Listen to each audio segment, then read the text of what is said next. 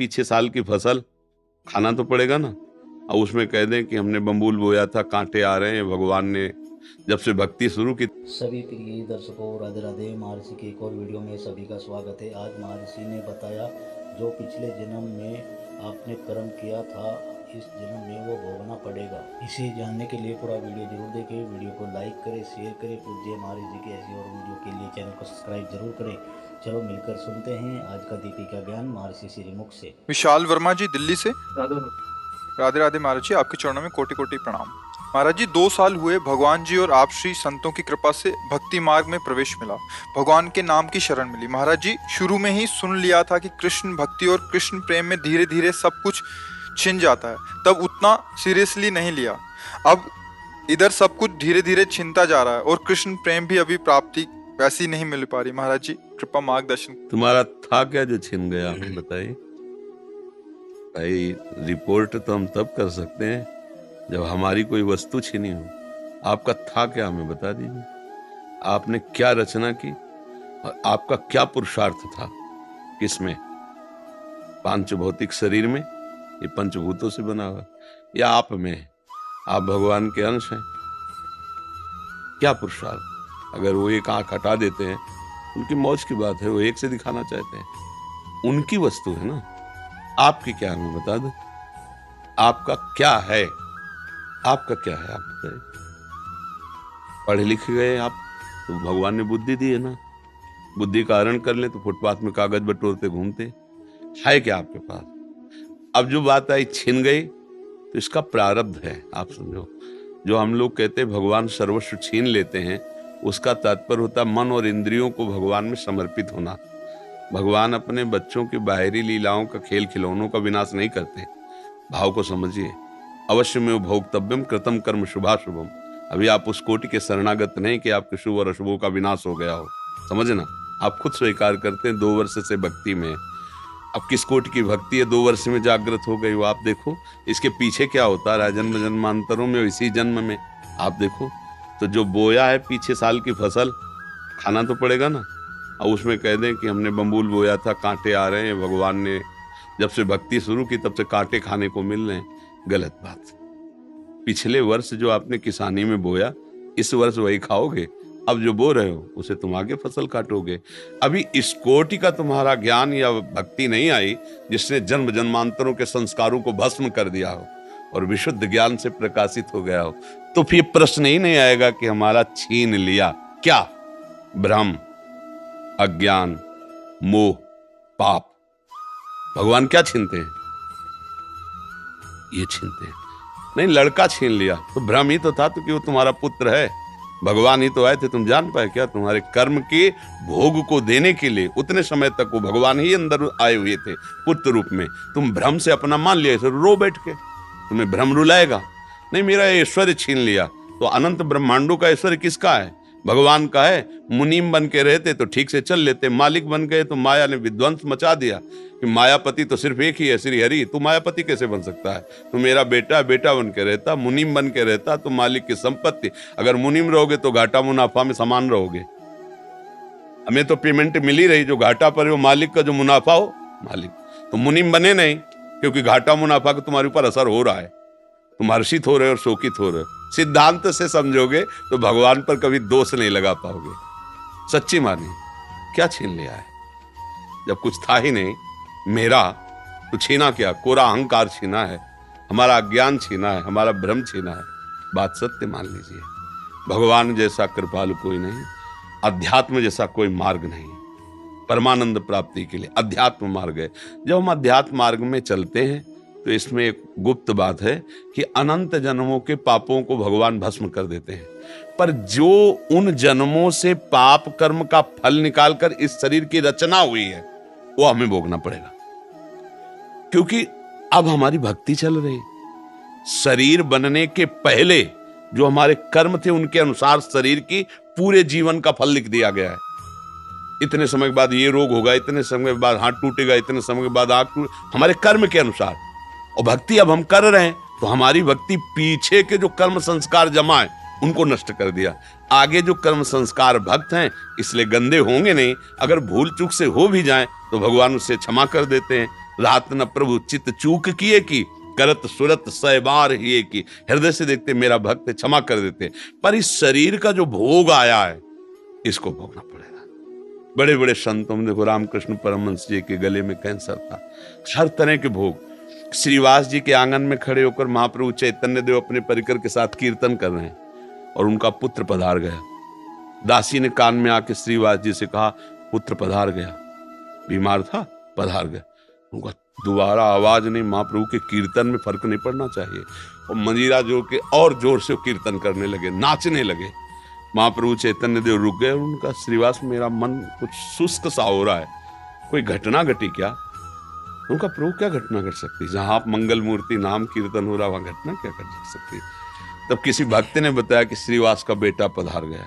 उनका बताया कि, उन्होंने बोले, प्रभु बताने की क्या बात है, आपका था, आपने उसे अपनी सेवा में भेज दिया।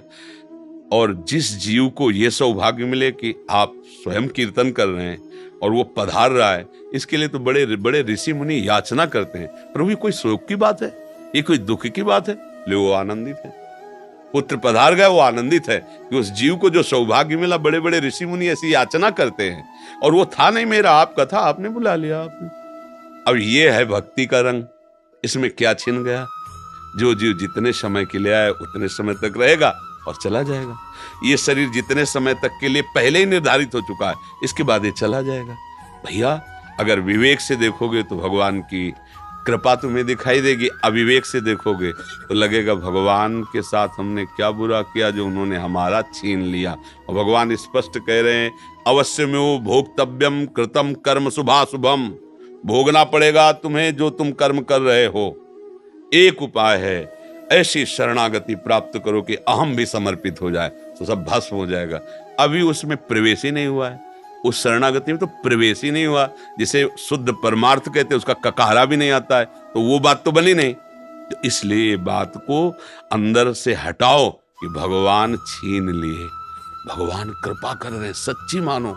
हमारे जितने कर्म अगर वो हम पर टूट पड़े, हाँ, तो एक श्वास लेने लायक नहीं, हम ऐसे ऐसे कर्म किए हैं।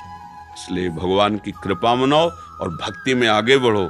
तब तुम जब ऊंचाई पर पहुंचोगे, फिर देखोगे कि पीछे की भी बात को, तो हर कदम में कृपा दिखाई देगी आपको। ओहो, बचा लिया भगवान ने, कृपा की भगवान ने। अगर हमारे अनुकूल परिवार मिलता, अनुकूल संपत्ति मिलती, तो भोगों में फंस जाता, कभी इस आनंद को प्राप्त। कितने कृपालु भगवान, आपने मुझे वो दिया ही नहीं जिसमें फंसा जाता है, मुझे दिया ही नहीं। बड़े कृपालु, आपकी जय। ऐसे मनाते। अभी राग है भोगों में, परिवार में, संसार में, तो हमें लगता है कि भगवान बहुत बुरा करने वाले हैं। एक ऐसे हैं कि जो उनकी ज्यादा आरती पूजा करता है उसी की वो धुल देते हैं, उसी को पिटवा देते हैं, उसी को कष्ट। ऐसा नहीं है। वो जो दिखाई आपको दे रहा है वो इसलिए दे रहा है कि अब आखिरी है, अनंत जन्मों का हिसाब इसी जन्म में होके खत्म खेल, अब हमें प्रभु के पास जाना है। ये बात अगर आप देखोगे तो आप रो पड़ोगे कि जिन कर्मों को मैं लाखों जन्म भोगता फिर भी नहीं काट पाता, उनको भगवान ने इसे चुट पुट थोड़ा बारा कष्ट दे के निपटा दिया और अपने पास बुला रहे हैं। बड़े कृपालु भगवान है। तो हमें तो कृपा ही कृपा नजर आती भैया। भगवान पर दोष करने का तो हमें कभी समझे में नहीं आया। अगर आता तो हम कह देते हैं, ऐसा कह देते हम। हमने आज तक ऐसा नहीं देखा है। जब कभी कहीं कोई हृदय में जलन हुई तो मेरे विचार की कमी हुई, मेरे आचरण की कमी हुई, मेरे भगवान की नहीं। सच्ची कहता हूं, उनका ऐसा प्यार है, उनका ऐसा दुलार है, मतलब करोड़ों प्राण हो तो भी उनके आगे बलिहार है। भगवान की तरफ से तो कृपा ही कृपा है, कृपा ही कृपा है। बोलो, हमारे ऐसे कोई पुण्य है कि हम वृंदावन आने लायक हैं? सोचो जरा, जिस वृंदावन के लिए बड़े बड़े महापुरुष, जो रज शिव शनकादिक याचत, सो रज शीस चढ़ाऊं, किशोरी तेरे चरणन की रज पाऊं। भला इस रज में हम आने लायक? श्री राधिका कृपा बिन सबके मनन अगम, मन से भी नहीं सोच सकते वृंदावन। आप तन से आए हो वृंदावन, आपके ऊपर कितनी कृपा लाडली की। यदि वो छीनने वाले होते तो तुम्हें भेजते ही नहीं यहाँ। सोचो। अच्छा, हनुमान जी को देख करके विभीषण जी के हृदय में भा कि अब मुझे भाव भरोस हनुमंता, बिनु हरि कृपा मिल। आप संत समागम में बैठे हैं, ओ भाग्य। सुत दारा धन लक्ष्मी, पापियों के घर होए, संत समागम हरि कथा, तुलसी दुर्लभ, भगवान ने छीना नहीं, आपको दिया है। दुर्लभ मनुष्य दे, दुर्लभ सत्संग, दुर्लभ भगवान नाम, ये सब दिया है। आप देने पर नजर करो। जो छीनने की बात करे वो विनाशी है, वो अपने समय से नष्ट हो जाएगा, उसे कोई छीनता नहीं है। बर्फी रख दो जो बहुत बढ़िया दिखाई देती, 2-4 दिन में ऐसी फफूंदी और दुर्गंध हो जाए, क्योंकि उसका स्वरूप ही यही है, खाने क्या देखने लायक नहीं रह जाएगी। देखो एक समय चिकने चुपड़े बच्चे थे, जवान हुए, झुर्रियां पड़ रही, मरने की दशा आ रही, ये भगवान थोड़ी कर रहे हैं, ये इसका स्वभाव है भैया। फूल है, फल लगा, पका, गिरा, खाया गया, मल बन गया, नहीं खाया गया, सड़ गया। ये सिस्टम है, परिवर्तनशील, विनाशमय, ये सिस्टम है, इसको दोष नहीं दिया, ये सिस्टम है। हर लोग का अलग अलग सिस्टम है, ये यहाँ का सिस्टम है। वही तुम्हारे साथ जब हो रहा, तुम्हें लग रहा भगवान छीन रहे, तो यहाँ कुछ अविनाशी हो तो मुझे बताओ। कुछ अविनाशी, प्रभु ने अविनाशी चीज तुम्हारी छीन ली हो तो हमें बताओ। जब भगवान लिख दिए हैं, मान लो आप जाओ किसी पुस्तकालय में और कह दो जरा 1 इंजेक्शन 2 टेबलेट और वो जरा, तो कहेगा भैया लिखा क्या देख लो इसमें। बोले पुस्तकालय, तो बोले आप मांग क्या रहे हो, औषधालय जाइए आप, इसमें भगवान ने लेबिल में लिख दिया है दुखालयम अशाश्वतम, दुखालय और नाशवान। अब भगवान ने क्या छीना है भैया, इसमें लेबिल लगी हुई, पहले पढ़ो। जहां तुम आए हो इसका नाम मृत्यु लोक है, इसमें दुख ही दुख है, इसमें सब कुछ छूटने वाला है। अब तुम पकड़ के बैठो कि हमारा ना छूटे, तो आज तक कोई ऐसा नहीं रहा कि जिसका पकड़ा हुआ कुछ बचा हो, सब छूट गया है, शरीर भी छूट गया है। क्या मिला? नाम, परम धन राधा नाम। कबीरा सब जग निर्धना, धनवंता नहीं कोई, धनवंता सोई जानिए जाके राम नाम धन, राधा नाम, कृष्ण नाम, श्याम नाम। तो भैया आपको प्रभु ने दिया है, वो दाता है, वो लेने वाले थोड़ी हैं। भूल से सरकारी संपत्ति पर कब्जा कर लो और जब सरकारी पार्षद आके छुड़ाएं तब आप गाली दो सरकार को, तो भाई देखो तुम्हारी भूल है, माफीनामा तुम्हें लिखना चाहिए। सरकारी जमीन पर कब्जा किए हो और इसके बाद जब छुड़ाने आ रहे हैं तो आप गाली दे रहे हो, तो गलती आपकी हो रही ना। ये सब कुछ सरकारी है, भगवान का है, सेवा के लिए मिली ये गाड़ी बंगला, सेवा के लिए मिली। भगवान की सेवा कर कर, परिवार की सेवा करके अपने ऋण से मुक्त हो जाओ और भगवान को प्राप्त हो। अब मान लिया अपना और चाहते हो कि अविनाशी बना रहते हैं, अब कुछ अविनाशी नहीं भैया, सब धोखा ही धोखा है। अगर कोई आप प्रमाण दो कुछ भी अविनाशी हो तो बताओ। भगवान भी अवतार लेते हैं तो समय के साथ अंतर्ध्यान हो जाते हैं, समय के साथ, समय जितना लेके आए उतना ही। जब भगवान नहीं ज्यादा रुके समय के आगे प्रगट अवतार में, तो हम तुम कैसे आशा करेंगे भैया जरा हमें संजीवनी मूर्ति चटा देना कि हम थोड़ा नहीं। जितनी आयु है, छठी राव के अंक जो विधना ने लिख दिए, छठी राव के अंक, राई घटे न तिल बढ़े, रहुरे जीव निशंक। यहाँ जो होला है वही होगा। तुम राधा राधा जपो, धर्म से चलो, जो साथ है उनको लेके चलो, जो छूटते जाएं जय श्री राधे, आगे बढ़ो। ये महाप्रस्थान लीला है। अगर यहाँ पकड़ के बैठेगा हमारा लड़का, हमारी पत्नी, हमारी संपत्ति, हमारा शरीर, हम विद्वान, हम धनी, तो बाद में रोने के सिवा हाथ कुछ नहीं लगेगा, क्योंकि ये सब तुम्हारा ना था, ना है, न रहेगा, पक्का किसी का लगे ऐसा होगा। शुद्ध बात समझ लोगे ना तो आनंदित हो जाओगे। और नाटकबाजी से इसका हल होना नहीं है। नाटक में नाटक क्या, गंदी नाली के पानी से हाथ धोगे तो पवित्र थोड़ी हो जाएंगे। माया का नाटक चल रहा है। मैं और मोर तोर तय माया, एकमात्र भगवान है, दूसरा कुछ नहीं, माया ही सब कुछ ऐसा दूसरा दिखा रही। भजन करो, माया का नाश होगा तो आप खुद समझ जाओगे कोई नहीं, आप सत्य स्वरूप भगवत स्वरूप हैं। आप कोई मनुष्य नहीं हैं, आप कोई जीव जंतु नहीं है, आप भगवान के अंश अर्थात भगवत स्वरूप हैं आप। बस यही तो भूल गए, और यही याद आ जाए तो अभी मस्त हो जाओगे, अभी आनंद आ जाएगा।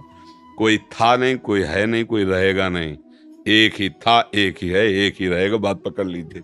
दूसरा तुमने जो माना है तुम्हारा भ्रम है, इसलिए तुम्हें रोना पड़ेगा, भयभीत होना पड़ेगा, दुखी होना पड़ेगा। यही तो हो रहा है ना। बहुत उम्मीद करता हूँ आपका ये वीडियो बहुत पसंद आया होगा। कमेंट में जय श्री राधे राधे जरूर लिखें। वीडियो को लाइक करें, शेयर करें। पूज्य महर्षि की वीडियो के लिए चैनल को सब्सक्राइब जरूर करें। आज के लिए इतना ही, जल्द मिलते हैं महर्षि की ऐसी और वीडियो के साथ। राधे राधे।